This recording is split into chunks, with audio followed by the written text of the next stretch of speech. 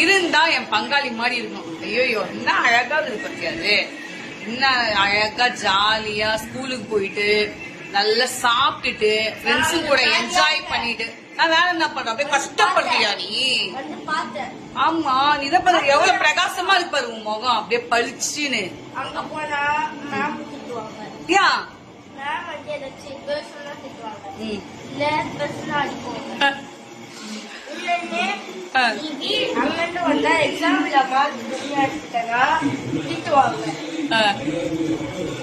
அப்புறமா ஆனுவல் எக்ஸாம்ல பாஸ் பண்ணி 7th 8th 9th 10th public 11th 12th college first year second year. அப்புறம் ஊராட்சியம் தான், காலேஜ் தான் போனா நீ யார் பேச்ச கேட்க தேவையில்ல, வேற லெவல்ல போயிடலாம். அப்புறமா அவ்வளவுதான். அப்புறம் நான்